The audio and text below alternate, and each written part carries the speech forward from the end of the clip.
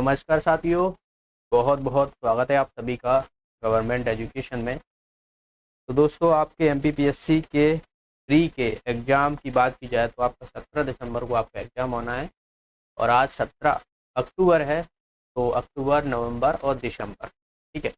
तो इसके 2 महीने बाद, यानी 2 महीने ही मान के चलो आप, क्योंकि 17 अक्टूबर हो चुका है, फिर 17 नवंबर और दिसंबर। तो इसमें आप ये मान के चलते हो 2 महीने तो नहीं, क्योंकि दिवाली भी है, त्योहार भी है अभी, तो 8-10 दिन तो आपके उसमें वैसे ही चले जाना है। तो 50 दिन आपके पास हैं। इन 50 दिनों में आपको अच्छे से प्रिपरेशन करनी है एमपीपीएससी प्री के लिए। आपको प्री पर फोकस करना है अभी फ़िलहाल। तो अगर आप मेंस की पहले से ही तैयारी कर रहे हैं तो अच्छी बात है, लेकिन अगर आपने मेंस की प्रिपरेशन सोच रहे हो कि अभी स्टार्ट कर दें और प्री भी साथ में कर दें, अगर आपका प्री की तैयारी स्ट्रॉन्ग है, जितनी भी 10 यूनिटें आपने सारी की हुई हैं, तो आप साथ में कर सकते हो। फिलहाल मैं यहाँ पर प्री के बारे में आपको बताना चाहूँगा कि आपको किस तरीके से तैयारी करनी है, और उसके बाद हम क्वेश्चन भी यहाँ पर करेंगे। तो देखिए, 50 दिन हम अप्रोक्स मान के चल रहे हैं, जिसमें से आप ये मान के चलिए कि एक महीना जो होगा, यानी 30 दिन आपको जो सिलेबस है उसको आपको फोकस करते हुए पूरे सिलेबस को कंप्लीट करना है। ऐसा नहीं है कि आप पहली बार पढ़ रहे होंगे, इससे पहले भी आप तैयारी कर रहे होंगे, तो आपकी बहुत सारे यूनिट्स जो है वो कवर हो चुके होंगे, ठीक है। जैसे 10 यूनिट है तो बहुत ही आसान सी है, सिंपल से उसमें क्वेश्चन पूछे जाते हैं। तो आपको 10 यूनिट में जो संवैधानिक वैधानिक जो निकाय हैं उनको आपको देखना है, अच्छे से कवर कर लेना है, ठीक है। और उसके बाद जो 20 दिन बचेंगे, 20 दिन में आपको सिर्फ रिवीजन करना है। अलग से ऐसा मत सोचना कि कुछ पढ़ लूँ, 20 दिन जितना भी पढ़ा है उसको रिवीजन करना है, क्योंकि जीके का ही आपको पूरा पढ़ना है। जो फॉरेस्ट वाले हैं उनके लिए जो सेकंड वाला पेपर रहता है तो वो आसान से ही पूछा जाता है, उसके बारे में हम नहीं। यहाँ पर हम प्री का पहला जो रहता है जीके का पेपर, उसी, ठीक है। तो 30 दिन आपको जितने भी यूनिट हैं उनको कवर कर लेना है, और बाकी के जो 20 दिन हैं उनको आपको रिवीजन पर फोकस करना है। ओके, तो चलिए फिलहाल हम क्वेश्चन की तरफ बढ़ते हैं। बाकी अगर आपका और कोई डाउट होता है तो वो हम कमेंट कर दीजिएगा आप। जैसे कि यहाँ पर पहला क्वेश्चन है, ये एमपीपीएससी में आया हुआ क्वेश्चन है। डलहौजी की व्यपगत सिद्धांत के अंतर्गत विलय किया गया प्रथम राज्य कौन सा था? डलहौजी की बात की जाए, डलहौजी ने जो है वो हड़प हड़प नीति अपनाई थी। हड़प नीति में जो भी राज्य होते थे और वहाँ का जो कोई भी वंश नहीं होता था, या आगे का जो है कोई भी राजा या ऐसा कुछ नहीं रहता था, जैसे कि झांसी हो गया, तो और भी बहुत सारे हैं। तो पहला जो कौन सा था, पहला जो था वो सतारा था, ठीक है। इसका आंसर क्या हो जाएगा हमारा? डी ऑप्शन जो है वो इसका आंसर हो जाएगा। 1848 की बात है, 1848 की बात है, उस समय जो है वो इसको शामिल कर लिया था, और ये पहला ही था। ओके, पहला था। उसके बाद जो है वो जेतपुर, संबलपुर, उदयपुर हो गया, ठीक है, अवध हो गया। अवध की बात की जाए तो अवध का जब शामिल किया गया तो अवध का नवाब कौन था? बाजिद अली शाह था, ठीक है। बाजिद अली जो था वो नवाब था, और शहादत खान ने जो है वो उसको स्थापना की थी अवध की। तो ये वो क्वेश्चन पूछ लिया जाता है, डलहौजी ने जो है वो भारतीय भारतीय रेलवे का जनक जनक कहते हैं, क्योंकि रेलवे जो 1853 की बात है, उस समय जो है वो बम्बई से थाने के 34 किलोमीटर जो है वो रेल चलाई थी, वो डलहौजी के टाइम पे ही चलाई थी, ठीक है। इनाम कमीशन जो आया था इसी के टाइम पे आया था। इनाम कमीशन में क्या था कि जो भूमिकर रहित जो जागीर होते थे उनको पता लगाकर उनसे ज़मीनों को छीनना, ये जो है वो रहता था। वहीं बात की जाए तो शिक्षा सुधार संबंधित एक जो है वो गुड डिस्पैच आया था, जिसमें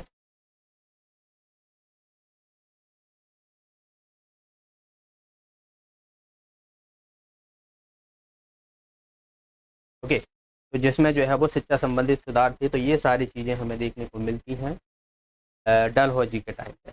चलिए अगले क्वेश्चन की तरफ बढ़ते हैं। मध्य प्रदेश का पहला यूनिटी मॉल जो है वो ये कहाँ पे खोला जाएगा? इंदौर, उज्जैन, भोपाल, या बात की जाए ग्वालियर।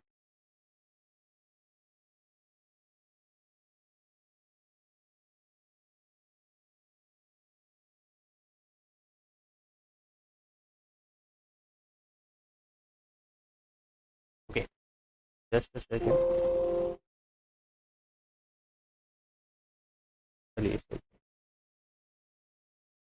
तो यूनिटी मॉल जो है वो पहला कहाँ खोला जाएगा, तो ये खोला जाएगा उज्जैन में। इसका आंसर हो जाएगा हमारा बी ऑप्शन। उज्जैन को महाकाल की नगरी कहा जाता है। भृतहरि की गुफाएं आपको देखने को मिलती हैं यहाँ पर। भृतहरि की गुफाएं आपको देखने को मिलती हैं। कालिदास समारोह यहाँ पर देखने को मिलता है आपको। कालिदास एकेडमी हो गई, यहीं पर देखने को मिलेगी। और रिद्धि सिद्धि जो माता का मंदिर है वो भी हरिसिद्धि का, रिद्धि सिद्धि नहीं हरिसिद्धि देवी का जो मंदिर है वो भी आपको यहीं पर देखने को मिलता है। और आपको पता हो तो 2016 में यहाँ पर जो है वो कुंभ का मेला लगा था, कुंभ का मेला लगा था।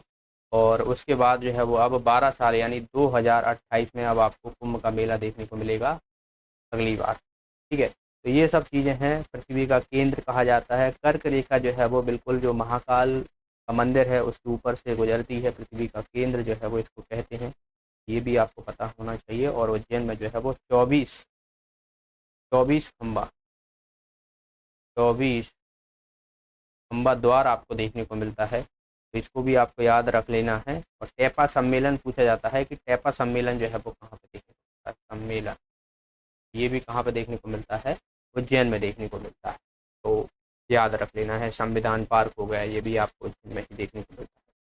चलिए अगला प्रश्न देखते हैं। अगला है कांग्रेस सम्मेलनों को शिक्षित भारतीयों का वार्षिक राष्ट्रीय मेला किसने कहा था। जो कांग्रेस के सम्मेलन होते थे इंडियन नेशनल कांग्रेस के, आपको पता हो तो पहला सम्मेलन जो हुआ था 1885 की बात है। व्योमेश चंद्र बनर्जी जो थे इसके अध्यक्ष बने थे पहले, और मुंबई में हुआ था। ठीक है, तो अब किसी के द्वारा जो है वो कहा गया, किसके द्वारा कहा गया कि शिक्षित भारतीयों का वार्षिक राष्ट्रीय मेला जो है वो कहा गया। लाला लाजपत राय, बाल गंगाधर तिलक, गोपाल कृष्ण गोखले या बिपिन चंद्र पाल। तो इसका आंसर हो जाएगा हमारा लाला लाजपत राय, यानी फर्स्ट ऑप्शन जो है वो इसका आंसर हो जाएगा। बहुत सारे सम्मेलन हुए, जैसे 1907 का सम्मेलन हुआ जिसमें रास बिहारी बोस जो थे वो उसके अध्यक्ष थे। और जो कांग्रेस का विभाजन हो गया नरम दल और गरम दल, तो 1907 में ही हुआ था। फिर 1917 में जो पहली महिला अध्यक्ष बनी थी एनी बेसेंट, ठीक है, तो ये भी कलकत्ता का था। और वही बात की जाए तो 1924 में बेलगांव का अधिवेशन हुआ था जिसमें महात्मा गांधी जो थे वो अध्यक्ष बने। दैन उसके बाद जो है 1925 में सरोजनी नायडू कानपुर अधिवेशन में जो है वो प्रथम भारतीय महिला बनी थी। त्रिपुरा का सम्मेलन हुआ था 1939 में, जो है वो सुभाष चंद्र बोस हो गए। तो ये सम्मेलन से क्वेश्चन आपसे पूछे जाते हैं कि किसमें क्या क्या हुआ है, और जो मैं आपको बता रहा हूँ उतना तो आपको याद रखना है। तो इसका आंसर क्या हो जाएगा हमारा, लाला लाजपत राय। अगला क्वेश्चन है, महात्मा गांधी ने दांडी यात्रा किस आश्रम से प्रारंभ की थी। तो ये भी पीएससी का ही क्वेश्चन है, ये भी मैं आपको बता दूं एमपीपीएससी में ही ये पूछा गया है। तो साबरमती, पबनार, सेवाग्राम या रामन। तो आसान सा प्रश्न है, आपको पता हो तो 30, ठीक है, 1930 में जो है वो दांडी मार्च जो है वो शुरू की गई थी। 12 मार्च 1930 से जो है वो 6 अप्रैल तक 1930 में जो है वो शुरू की गई थी। और साबरमती से जो है वो दांडी तक शुरू की गई। यानी इसका आंसर जो हो जाएगा हमारा ए ऑप्शन जो है वो इसका आंसर हो जाएगा। इसमें समर्थक कितने थे, तो 79 जो है वो इसके समर्थक थे। 79 जो है वो समर्थक इसमें शामिल थे। 322 मील जो है वो इनके द्वारा यात्रा की गई थी। और उसके बाद जो है वो इन्होंने सविनय अवज्ञा आंदोलन जो है वो शुरू किया था महात्मा गांधी के द्वारा। महात्मा गांधी के द्वारा पहला सम्मेलन पूछ किया जाता है कि कब हुआ था, तो चंपारण में हुआ था। 1917 की बात है ये, ठीक है, 1917 में जो है वो चंपारण में हुआ था। 1917 में ही आपको बता दूं तो एनी बेसेंट थी, है ना। तो ये सब आपको पता होना चाहिए सारी चीज़ें, जो कि काफ़ी इम्पोर्टेंट है। चलिए अगले प्रश्न की तरफ बढ़ते हैं। अगला है, राष्ट्रीय अंतरिम सरकार में रियासतों का विभाग किसे दिया गया था। जो राष्ट्रीय अंतरिम सरकारें थी उसमें रियासतें का विभाग जो हुआ वो किसे दिया गया था। वी मेनन को, सरदार वल्लभ भाई पटेल, कृष्ण शाही, श्री राजा गोपालाचारी। तो रियासतों की बात की जाए तो आप थोड़ा सा ट्रिकी भी समझ सकते हो। जितनी भी रियासतें थी उनको मिलाने का काम जो है वो किसके द्वारा किया गया था, सरदार वल्लभ भाई पटेल के द्वारा किया गया था। तो विभाग जो है वो उन्हीं के अंतर्गत देखने को मिलता है। तो सरदार वल्लभ भाई पटेल। बारडोली सत्याग्रह जो कि गुजरात में हुआ था 1928 की बात है ना, 1928 की बात है। बारदौली सत्याग्रह, ठीक है। तो वहाँ पर जो है वो सरदार की उपाधि जो है वो किसके द्वारा, वहाँ की महिलाओं के द्वारा दी गई थी। तो ये भी क्वेश्चन पूछ लो। अगला क्वेश्चन है, भारत के संविधान के अनुच्छेद 51 का के उपबंध के तहत प्रयुक्त पालन एवं आदर शब्द किससे संबंधित है? संविधान भारत की प्रभुत्व, एकता और अखंडता से, सामाजिक संस्कृति की गौरव परंपरा से या प्राकृतिक पर्यावरण से। 51 की बात की जाए तो आपको पता हो तो ये हमें किस में देखने को मिलता है, जो हमारी एकता, अखंडता, प्रभुत्ता, इसके बारे में हमें बताया गया है। तो इसका आंसर हो जाएगा हमारा बी ऑप्शन जो है वो इसका। मिड डे मील योजना, जो मिड डे मील स्कूलों में चलाई जाती थी और स्कूलों में जो है वो भोजन मिलते थे, सरकारी स्कूलों की बात कर रहा हूँ मैं, तो वो शुरू कब की गई? 1951, 53, 93, 91, 93, 95 या 2000 में। तो ये शुरू की गई थी 1995। आंसर हो जाएगा हमारा डी ऑप्शन। ज्वालामुखी विस्फोट किस पेटी में सर्वाधिक होता है? जो हमारी पेटियां होती हैं पृथ्वी पे, तो किस में सबसे अधिक देखने को मिलता है? मध्य महाद्वीप में, परिप्रशांत महासागरीय, मध्य अटलांटिक या अंतरा प्लेट ज्वालामुखी। तो इसका आंसर क्या हो जाएगा हमारा? बी ऑप्शन जो है वो इसका आंसर हो जाएगा। परिप्रशांत महासागरीय में ज्वालामुखी विस्फोट सबसे ज़्यादा देखने को मिलता है। एक विस्फोट में क्वेश्चन काफ़ी पूछा जाता है, स्ट्रोम्बोली, जो भूमध्य सागर का प्रकाश स्तंभ जो कहते हैं, स्ट्रोम्बोली जो देखने को मिलता है, तो ये कौन से द्वीप पर है? तो आपको याद रख लेना है, लिपोरो द्वीप पर देखने को मिलता है। लिपारो द्वीप या लिपोरो द्वीप मिल जाएगा आपको, लिपारो बोलते हैं वैसे तो। लिपारो द्वीप पर आपको देखने को मिलता है कौन सा? स्ट्रोम्बोली, से हम भूमध्य सागर का प्रकाश स्तंभ। बैरन द्वीप पर, जो भारत में है, बैरन द्वीप पर वो एकमात्र ज्वालामुखी है अपने यहाँ, बैरन द्वीप पर देखने को मिलता है, अंडमान निकोबार में, ठीक है। तो वहाँ पर देखने को मिलता है। चलिए अगला प्रश्न देखते हैं। संयुक्त राज्य अमेरिका में मार्क्वेट श्रेणी किस खनिज के लिए विख्यात है? संयुक्त राज्य अमेरिका की पूछी गई है, वहाँ पर एक श्रेणी है मार्क्वेट श्रेणी, ये किसके लिए? यूरेनियम, तांबा, जस्ता या लोहा अयस्क, ठीक है। तो इसका आंसर क्या हो जाएगा हमारा? ये जानते हैं, लोहा अयस्क के लिए जाना जाता है, ठीक है। लोहा अयस्क के लिए जाना जाता है, तो इसको आपको याद रख लेना है। एक ओंटेरियो करके जो है वो कनाडा में है, तो वो सोने के लिए जाना जाता है, ओंटेरियो। ओंटेरियो, ओंटेरियो जो है वो खदान है, वहाँ पर। ये कहाँ पर है? कनाडा में। मेरी राइटिंग थोड़ी अच्छी नहीं है, माफ़ करना, और जो मैं बोल रहा हूँ उसको आपको जान। यूनिसेफ का मुख्यालय कहाँ है? मुख्यालय से सिंपल से क्वेश्चन आपसे पूछे जाते हैं, जिनेवा, न्यूयॉर्क, पेरिस या रोम। तो ये कहाँ पर देखने को मिलता है हमें? तो न्यूयॉर्क में देखने को मिलता है, यानी इसका आंसर हो जाएगा हमारा बी ऑप्शन। 1946 की बात है, 1946 में जो है उसकी स्थापना हुई थी, न्यूयॉर्क में देखने को मिलता है। इस वर्ष में भारत हैवी इलेक्ट्रिक लिमिटेड यानी जो भेल है उसको महारत्न का दर्जा दिया गया था। अभी आपको पता हो तो जो नवरत्न है, 2 कंपनियों को और दे दिया गया है, उसके बारे में हम आगे करेंगे। फिलहाल हम देखते हैं कि जो हमारी जो महारत्न कंपनियां हैं और इसमें जो भेल है उसको जो है वो महारत्न का दर्जा कब दिया गया था? 11, 12, 13 या 14? 2013 में जो है वो इसको दिया गया था। जो भोपाल की भेल है, 1964 की बात है, उस समय जो है स्टेब्लिश हुई थी। तो आपको याद रख लेना है, इसका आंसर हो जाएगा हमारा। तो आप देखोगे यहाँ पर ये महारत्न कंपनियां हैं, टोटल जो है वो 13 है। पहले 12 थी, 12वीं जो थी वो REC थी, REC, और अभी जो है वो ऑयल इंडिया लिमिटेड, इसको भी जो है वो महारत्न कंपनी का दर्जा मिला गया है। नवरत्न कंपनी 2 और हैं, तो ये तो है ही हैं, 2 और जोड़ लीजिएगा, वो मैं आपको अपडेट कर दूंगा, ठीक है। ये अपडेट नहीं है इसमें, वो मैं आपको बता दूँ, ठीक है। तो टोटल जो है वो आपको 13 महारत्न कंपनियाँ देखने को मिलती हैं, और जो 13वीं है ऑयल इंडिया लिमिटेड। अगला क्वेश्चन है, इंदिरा गांधी ट्राइबल विश्वविद्यालय मध्य प्रदेश के किस शहर में? महेश्वर, अमरकंटक, मुरैना या दतिया? आसान सा प्रश्न है, सभी को पता होगा। इसका आंसर हो जाएगा हमारा अमरकंटक, ठीक है। अमरकंटक जो है वो अमरकंटक से जो है वो नर्मदा नदी निकलती है।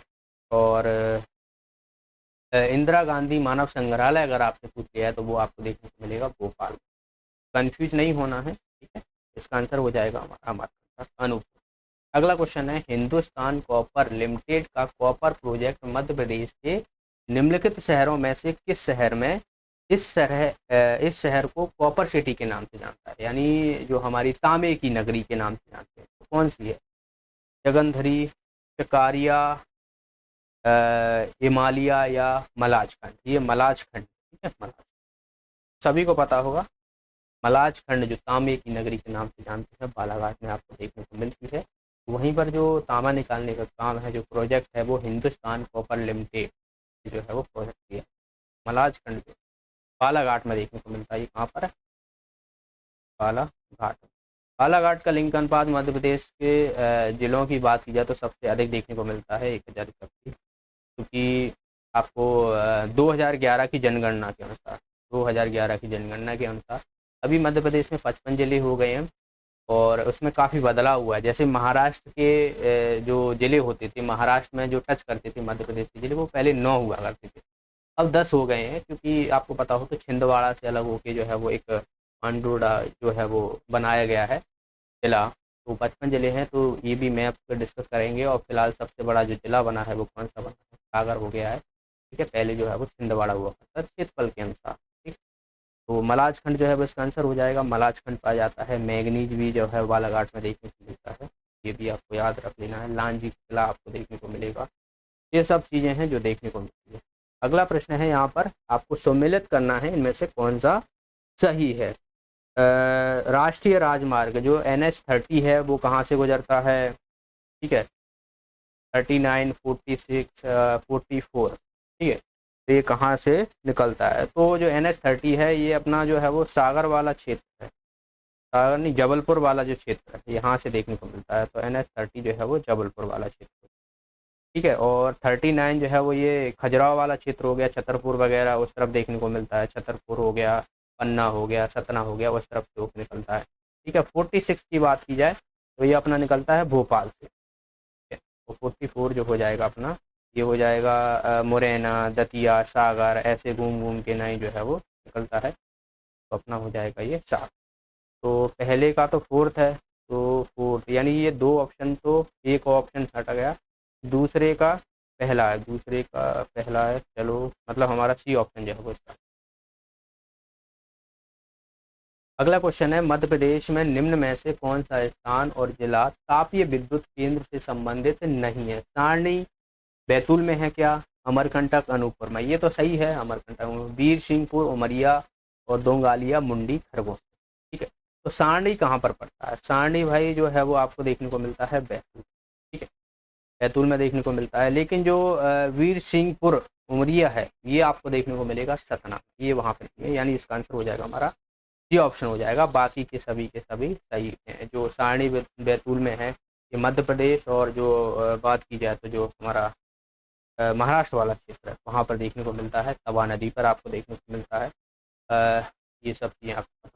निम्न में से कौन सा युग्म सही सुमिलित नहीं है? ठीक है, सही सुमिलित नहीं है। बरगी परियोजना जबलपुर, तवा परियोजना होशंगाबाद, मटियारी बांध मंडला और बारना घाटी परियोजना जो है वो उज्जैन। तो बारना घाटी परियोजना जहाँ पर नहीं है, उज्जैन में नहीं है, ये कहाँ पर है? रायसेन, क्योंकि वारना नदी पर ही है। बाकी के बरगी जबलपुर में ही देखने को मिलती है, तवा नदी पर ही देखने को मिलती है होशंगाबाद में, और मटियारी बांध परियोजना जो कि मंडला में देखने को। अगला क्वेश्चन देखिए, यहाँ पर मुद्रा राक्षस किसके द्वारा रचित है? पुस्तकों से आपसे क्वेश्चन पूछे जाते हैं, आसान सा प्रश्न है। विशाख दत्त जो है वो इसका आंसर आएगा, कोई बड़ी बात नहीं है। विशाख दत्त जो है वो मुद्रा। सिंधु घाटी सभ्यता से प्राप्त मोहरों में कौन से वृक्ष की जो है वो आपको आकृति देखने को मिलती है? सिंधु घाटी सभ्यता का जो है वो एक मुद्रा है, ठीक है। मोहरें जैसे हम कहते हैं, आम का, पीपल का, पारिजात का या साल का। तो यहाँ पर आप देख रहे हो, शायद आपको देखिए यहाँ पर आप देख रहे होगे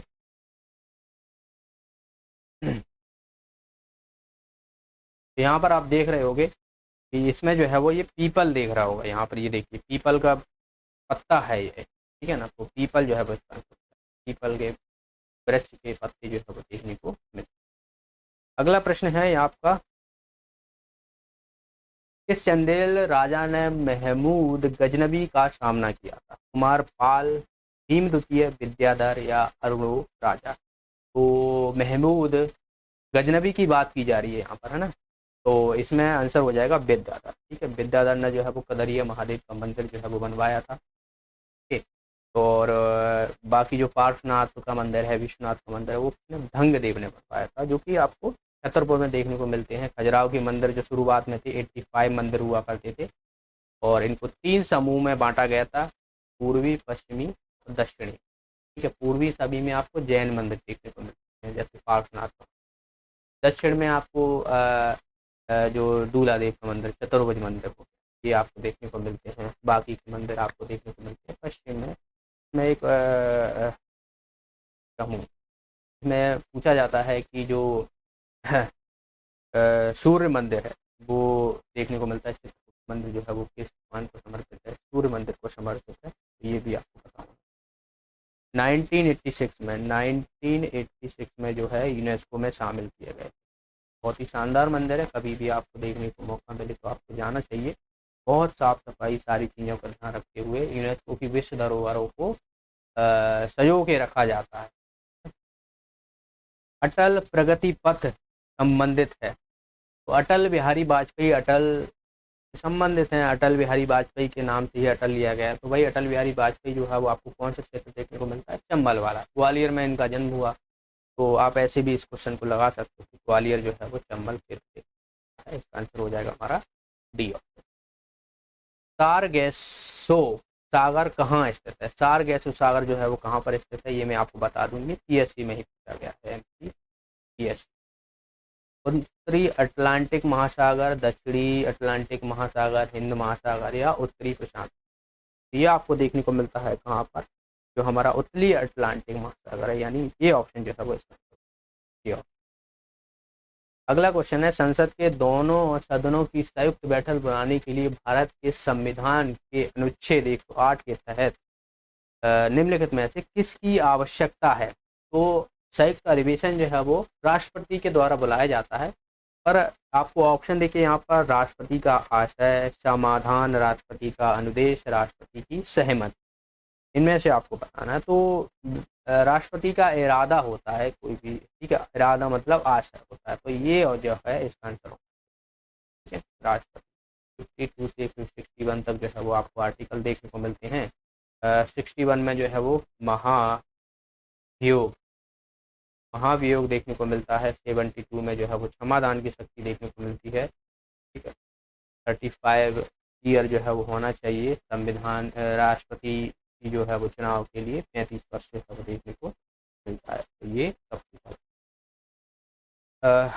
भारतीय संसद में शामिल है राष्ट्रपति, राज्यसभा, लोकसभा, राष्ट्रपति, राज्यसभा, लोकसभा और उपरोक्त में से कोई नहीं। तो जो भारत की हमारी जो पार्लियामेंट है उसमें कौन कौन शामिल होता है? राज्यसभा होती है, लोकसभा होती है और राष्ट्रपति होता है, तो तीनों ही जो है वो शामिल होते हैं। सरला आर्टिकल पूछ लिया जाते, जैसे कि संसद का आपसे पूछ लिया जाएगा 79, राज्यसभा 80 और लोकसभा 80, ये इनके आर्टिकल। राज्यसभा के जो सदस्यों की आयु होती है वो 30 वर्ष, वहीं लोकसभा की 25। ओके, लोकसभा को जो है वो भंग किया जा सकता है, राज्यसभा को भंग नहीं किया जा सकता है। लोकसभा को निम्न सदन, राज्यसभा को उच्च सदन कहते हैं। ये सब पता होना जरूरी है, इलेक्शन आ रहे हैं तो ये सब चीज़ यहाँ पे। इनमें से कौन सा सम्मिलित नहीं है?